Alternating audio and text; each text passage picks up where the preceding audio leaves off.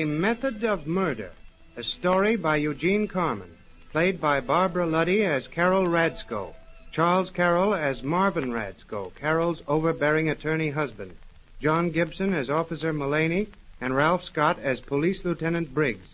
The scene is laid in the Radsko living room. Marvin Radsko nervously paces the floor. Carol, watching him in bewilderment, finally speaks.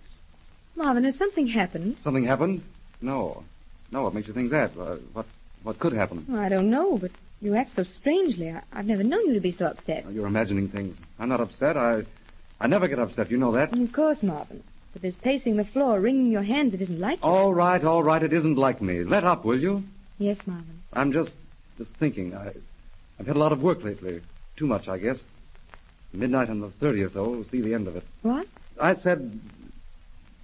Oh, what did I say? You said midnight on the 30th would see the end of it. What did you mean?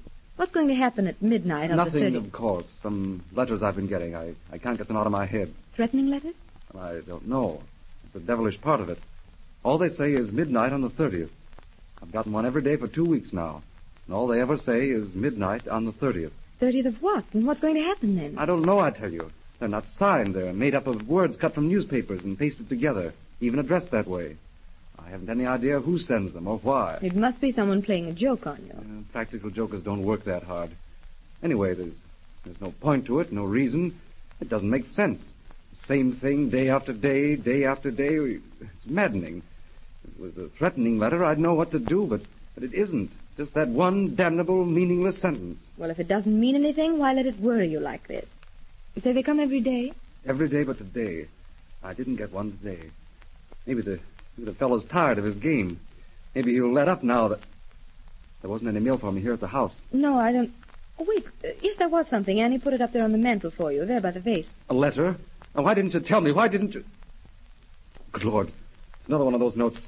There, see? The address cut from newsprint. The same sentence. Midnight on the 30th. By gad, this has got to stop. I'll go mad if it doesn't. Raving crazy. Marvin, get hold of yourself. Get hold of myself. How can I when I'm being threatened with God knows what? How do I know that this doesn't mean I'm going to die on the 30th? Oh, Marvin. Yes, it's all right for you to say, oh, Marvin. Your life's not being threatened. Mine is. That's what those notes mean. I'm going to die on the 30th. By midnight on the 30th, I'll be dead. And you say, oh, Marvin. That's all I mean to you. When you're able to speak without screaming, we'll discuss this matter further. Until then, let it drop. Oh, no, we won't. I'm going down to the police with this thing, and you're coming with me. You're not going to leave my side till after the 30th. I'm frightened, Carol. Can't you see? I'm frightened. Yes, I see you are. And you don't care, do you? No, I don't think I do. But I'll stay with you, Marvin, till after the 30th. I guess I owe you that.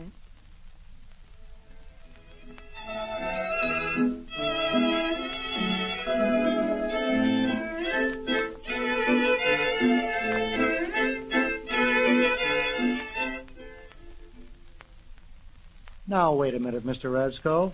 You haven't convinced me yet that this isn't a joke somebody's playing on you. A joke. If it's a joke, it's a confounded gruesome one. And I'm not going to stand for it. You run this criminal down, and by gad, I'll have your job. Mr. Radsko, you're an attorney. How long would one of your clients stay in jail on evidence as flimsy as this? If you'll give me something to go on, some person who might have reason to harm you. Oh, you're asking the impossible. Every attorney has enemies, people who imagine they've been legally wronged. It might be any one of a number. Well, have you any suggestions, Mrs. Radsko? No, none I can think of offhand. Unless there was that old man, a professor at the university. His daughter was killed by a hit-and-run driver. Oh, yes, I remember the case. You defended the driver, didn't you, Radsko? Successfully, as I recall it. I won my case, yes. My client's car went out of control during a momentary mental lapse. Mental lapse caused by too much to drink, wasn't it? The prosecution didn't succeed in making the jury think so. No, their only witness disappeared just before the trial. Nice of him, wasn't it? See here, are you implying that I'm implying nothing. I'm just thinking. Even a flatfoot does that now and again. Did this professor whose daughter was killed make any threats after the trial? No. Why, Marvin. Oh, he did say something, but I hear so much of that sort of thing, I didn't pay any attention to it. He said, Marvin, that he'd make you suffer someday as he had. I felt so sorry for him that day. His daughter had meant so much to him. He felt so sure the law would punish the man who killed her. Oh, don't be maudlin, Carol. If he loved his daughter so much, why didn't he hire a better lawyer? If I'd had that case... You'd have won for him, wouldn't you? Because then the witness wouldn't have disappeared. However, as I remember the man, he wasn't anything to be afraid of. A professor of psychology, wasn't he? A little fellow? Yes, just a little fellow. Professor of psychology. I thought so. Well, we can forget him. He's not the type to commit murder. Anybody else you can think of? No. Good Lord, I've been practicing law for 15 years. Handled thousands of cases. I can't remember all the fools who've lost through me. Then I don't know how you can expect the police to help you. Now, that's your job. I'm being threatened, and I'd come to the police for help. Now, it's up to you to do something about it. Well, if you believe you're actually being threatened, move to another address for a few weeks. Stay away from the office. Don't expose yourself till after the 30th. And that's it. We'll move. We'll move tomorrow. Someplace out in the country. My associates can take care of the office for a while. That's the first sensible suggestion you've made. I suppose I should consider that praise. And in the meantime, if you get anything in the way of actual evidence, let me have it. Now, what for? You wouldn't know what to do with it. A murderer would have to walk in here carrying a corpse before you know a crime had been committed.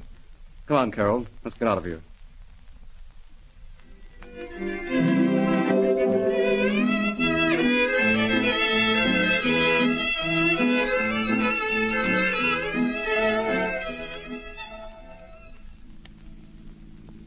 Marvin, you're making me so nervous I can hardly drive the car. Quit fidgeting. I thought there was a car following us. Well, there isn't. I've been watching in the rearview mirror. It was either passed or being passed by every car in sight. Now, calm down. It's easy enough for you to say calm down. Your life isn't being threatened. No, and I don't think yours is either. Staying away from the office, this move to the country, dodging around corners. You act like nothing so much as a whipped dog. You wouldn't say that if you weren't a Now, woman. don't tell me these notes have scared you into an attack of chivalry. Since when has my being a woman made any difference to you? Quit it, will you? I've got enough on my mind now. You're sure no one knows where we're moving to? No one but the movers. I couldn't very well keep it a secret from them. Well, how do I know they won't give me away? Suppose somebody asked them where we were moving to. They'd tell them, wouldn't they? No, Marvin. I told them it was a secret move and why. They said they'd give information out to no one. Now, please, I've got to drive the car. You're sure they'll have all the things in the house by the time we get there? Yes, the moving company said everything would be ready by 5 o'clock. It's far enough out here. It'd take hours for anybody to get to us. Good heavens, I thought that was what you wanted. I did. But now it's so lonesome, so far. Still, that'll make it hard to find, won't it? Is that the house? Yes, that's it. You'll have to carry in the bags yourself. I didn't send Annie out here. She talks too much.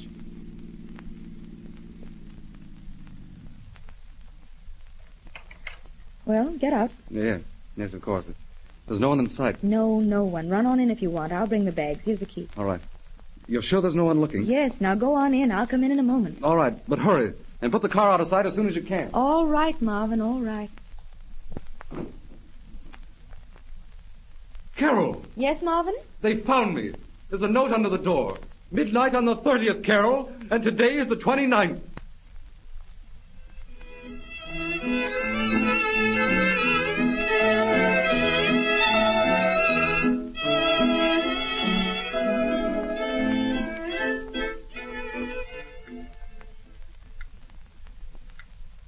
I wish you'd sit down, Marvin. Pacing the floor isn't going to make the time pass any quicker. Yeah, and walking in front of that window ain't such a swell idea either. You make too good a target. Oh, shut up, Mullaney. Yes, Lieutenant Briggs. 5 minutes to midnight.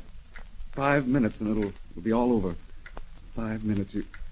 You searched the grounds before you came in, Briggs? Mullaney and I searched every inch of them. There's nobody on the place but us. With me and the lieutenant guarding you, you're safe as a government bond. Ain't he, Lieutenant, huh? Make that man be quiet, Briggs. He talks too much. Be quiet, Mullaney. Yes, Lieutenant Briggs. 4 minutes. Do you suppose that clock's right? It's exactly right. I checked it against Western Union. 4 minutes till midnight. If anything was going to happen, it'd have happened by now, don't you think? I mean, people don't commit murder by a second hand. I don't know. Some of these screwballs gets funny ideas.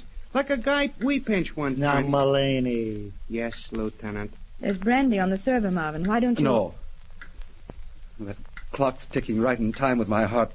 Suppose it stopped. It won't stop. Neither will your heart. You're letting your imagination, your emotions run away with you. Well, there's something at the window. Just a vine scratching across the screen. Look, another minute's passed.